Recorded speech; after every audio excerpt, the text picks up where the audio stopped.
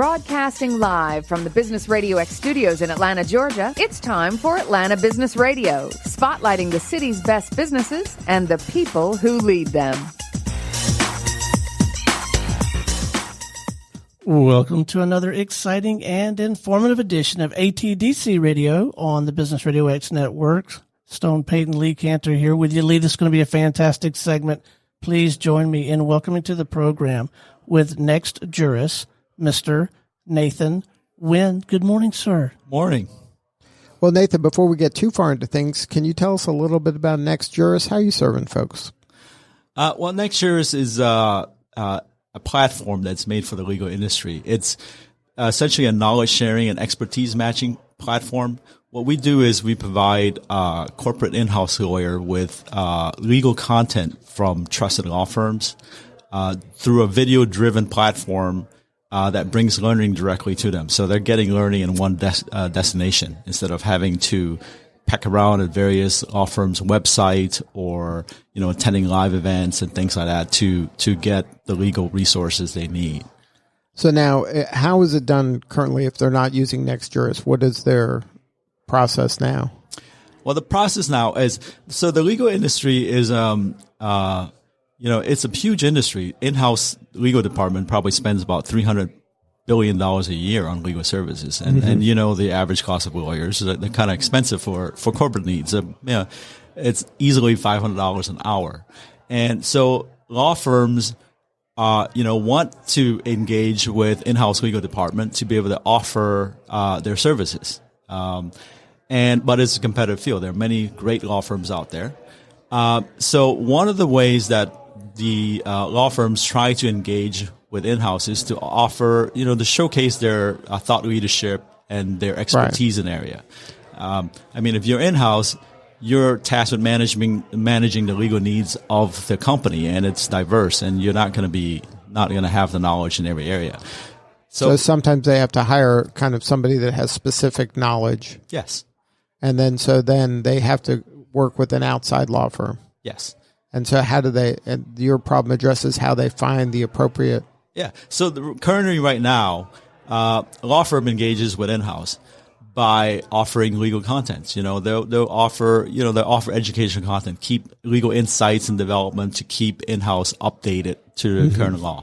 And in a way to showcase their expertise. Right. And the way they're doing that now is through live events, which they offer for free. They'll have seminars and things like that to people to come. But you know how hard it is to go to a seminar, to live things. The other way, the more forward-thinking firms, and there are very few of these right now, will actually record those live events and turn them into online training programs for their clients and in-house lawyers. Now, the problem with that is law firms are not technology companies. Sure. So they typically, will license a third-party platform to deliver this online training. The second problem is, in essence, the content is only accessible to their clients.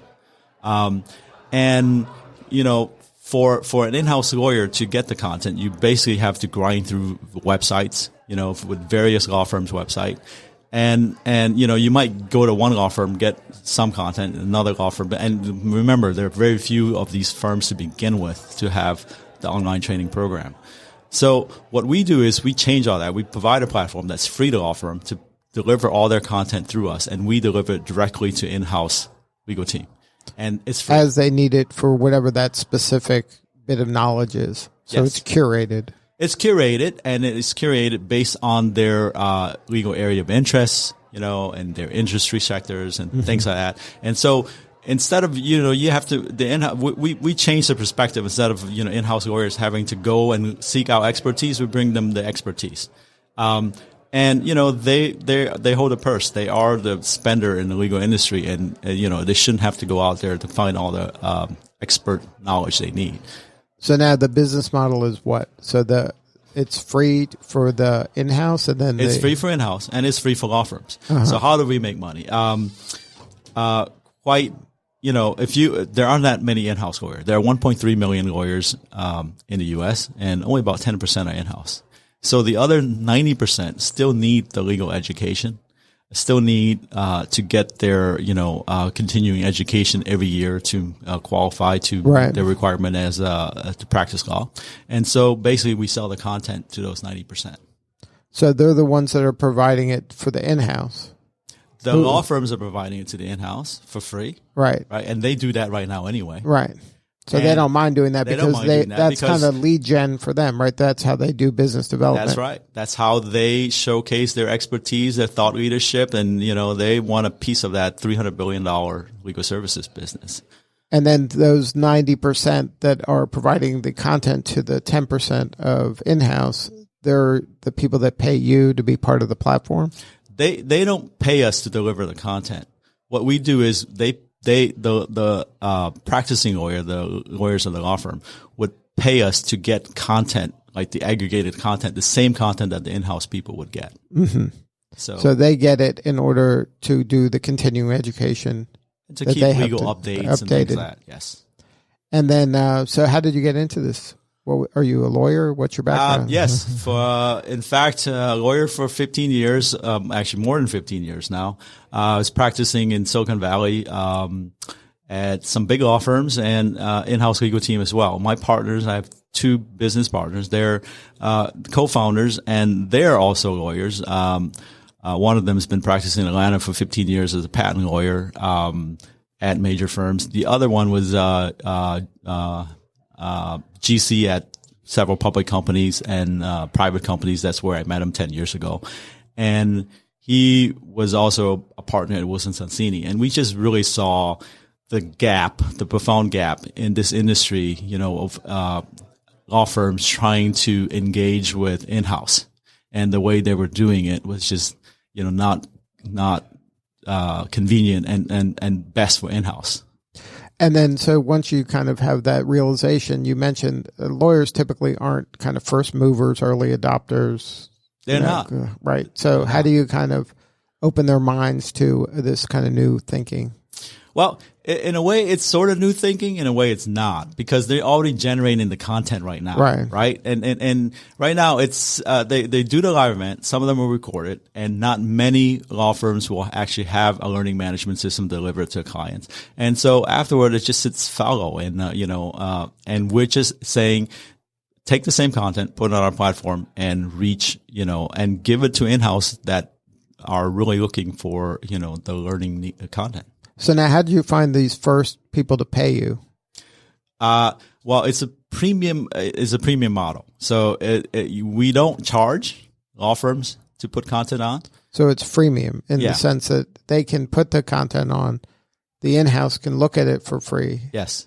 But at some point, somebody has to pay. So they're going to pay to get kind of higher up in the listing, or they get some. No. So the way we do it now is, the lawyers remember the 90% of the lawyers are not in-house.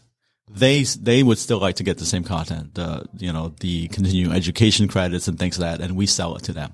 And then, so you get to, how do you get the accreditation to allow them to get the continuing education? We don't do that. So the law firms provide that. But does somebody have to bless the content to say that's good enough? If you view this, then you're going to get. So typically the state bars, not every state's the same, but state bars typically would do that. But law firms would typically have the certification to bless their own content. Okay, so then their content is deemed worthy enough to be, if you watch it, then you're accredited or pass a test or something like that. And then, so then you're collecting all of that in your learning management system. Yeah. So, imagine, right now, if you go to our platform, we just recently launched last month, and we got, around good 10 big law firms or so providing content already. Now, right away, you're better off than one law firm that you can go to. Right. So now you have choices. Yes. Right. And they're big law firms. We have some of our early adopters include Norton Rose, Oaktree Deakin, Morris Manning Martin, which is a big firms with supporting here ATDC. In Atlanta, sure. Yep. And then, so what's your biggest challenge now? The biggest challenge now is basically getting a wider adoption with all the law firms, to get them to know about the platforms, to this is marketing type stuff, right? Right.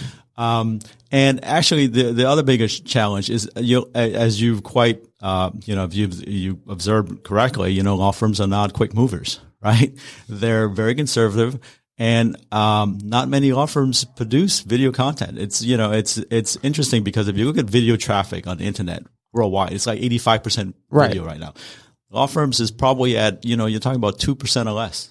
So that's the biggest challenge. And then, so part of your challenge is to teach them how to create the content, or is that? Well, we want to encourage them to, right. You encourage them, but at some point they have to do it. So the way we do it right now is we look at law firms that already have content. There are many forward-thinking law firms. Like right? many in terms, like how many? Like 10% of 10%, that 90%? 10%. Let's say we have the top 200 law firm. Maybe, let's say a good 10% are really 40 forward thinking. Yeah.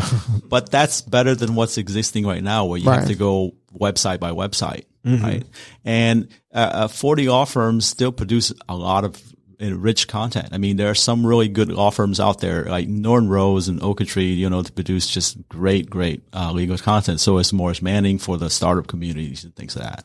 Now, is some of the challenge that a lot of even the ones that do produce content, they think that themselves are good at doing this, but they're not really, on-air personalities that have, that are capturing someone's attention. Like you mentioned, that most content is visual now through, video. Most of those are not really great quality either. You're very keen in our observation. I mean, we've talked to many firms in the Atlanta area, obviously. And a lot of firms would come to us and say, we're excited about your platform. We want to participate, but right now we don't have, video content. And I'm like, well, it's not so hard to generate video content, but they're more conservative firms, and they are looking at CNN quality type production, which will cost a lot to do. And also it's their brand they were trying to protect. So they don't want to put their people in a way that makes them not look as good as their brand to warrant those $500 an hour. Yes. But interestingly, if you look at the way that partners now go and deliver content, I mean, partners generally go lecture and speak for free, right? To let people know about them. They'll go on programs like PLI, which is a very big thing. It's a Practicing Law Institute that generate a lot of great continuing education content to keep lawyers up to date. And if you look at them, they're mainly like what we're doing now, talk show, podcasts, or, they're sitting on a panel and a hotel with somebody recording.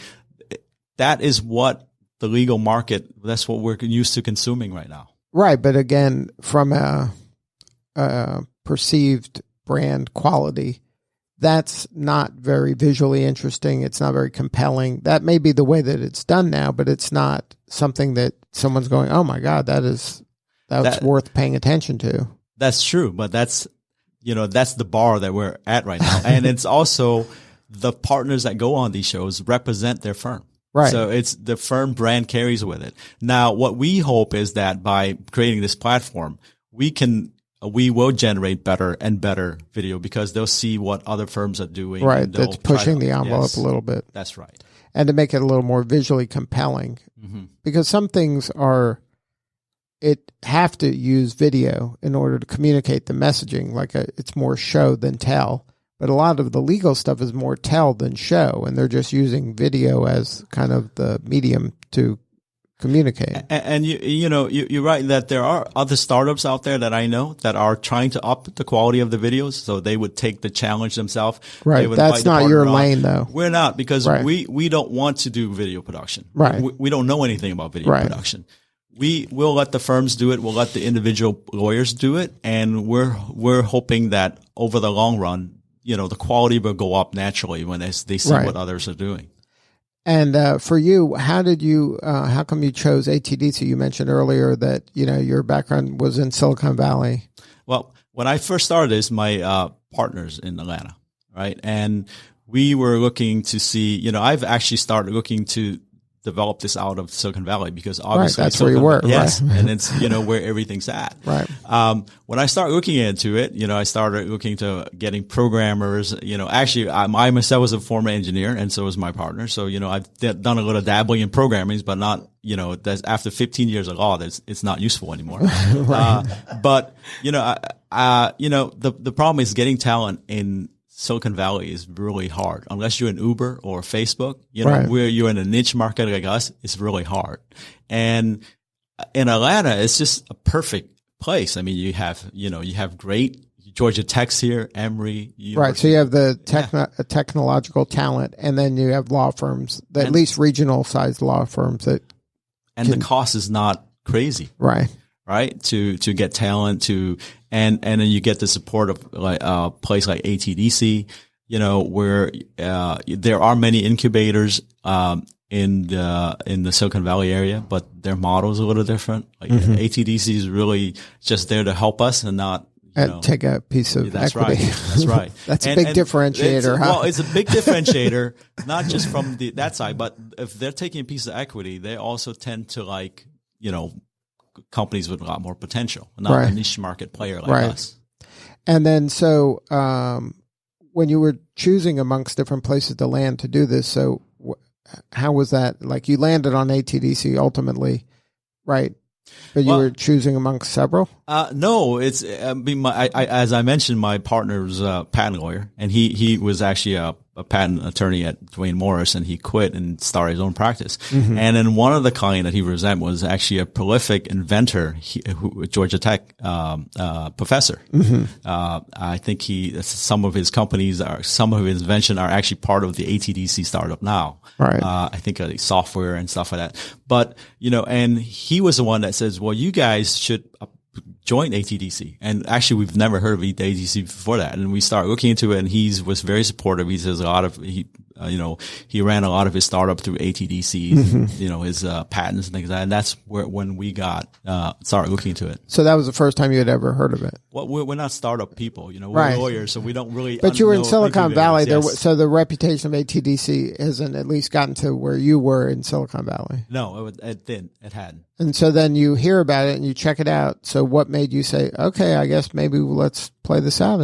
Well, it's an incredible program. ATDC is an incredible program. Hard to compare it to other startups. So once you became aware of it, it was kind of a no-brainer at that point? Yeah, it was. Well, the tough part was getting in. Getting in, right. That was a new hurdle, right? Yes. So now what do you need more of right now? How can we help you? Well, actually, we've been actively working with ATDC. They've been very supportive. Mm-hmm. One of the things we've been trying to do is to create legal content for the startup community. So for the ATDC community. As I said, John Avery here, we've been working with him. He's been very supportive. We've been bringing firms like Morris Manning to create the sort of the startup content to help startups. I mean, we're kind of fortunate and in a way, not very fortunate to be started with 3 lawyers. So we don't have the legal needs, but we have a lot of other needs. Right. But we can contribute it back. So we want to build legal content, legal focus, startup hub, So the startups can access this. Yes. And then maybe save some legal fees. Yes. Because they would get some at least general knowledge. And also, the platform is actually geared toward you, matching you with expertise that you really need, right? Mm-hmm. So, law firm lawyers are really expensive, and you want to find the right expert. If you have IP issues, intellectual property issues, or anything like that, you can go and see lawyers who may be more fitting what you need. And also, what our platform does is there's an engagement element as well. It allows you to directly engage with outside lawyers who produce the content or who are from law firms that you can ask them questions, chat, and things like that without the costly having to engage them first. Right. And that we can kind of see if it's kind of a fit. You're Yes. getting to see them kind of perform. So you can say, hey, you know what? This person's personality would be a good fit for us. They seem smart, knowledgeable, and I kind of like their way they're communicating. That's right. And then if somebody wanted to learn more about NextJuris, what's the coordinates? Go to nextjuris.com. And then you can get on board in the freemium. Right. It's, you know what, the site is actually free to anybody who wants to sign up, even in-house in-house lawyers and law firm lawyers. It's just that if you want the premium content, so we have courses and we have short videos. So a lot of law firms would put up like 5 minutes legal updates on something. Those are all free. The only where we charge is basically for the courses. Good stuff. Well, Nathan, thank you so much for sharing your story today. Thank you. All right, this is Lee Cantor for Stone Payton. We'll see you next time on ATDC Radio.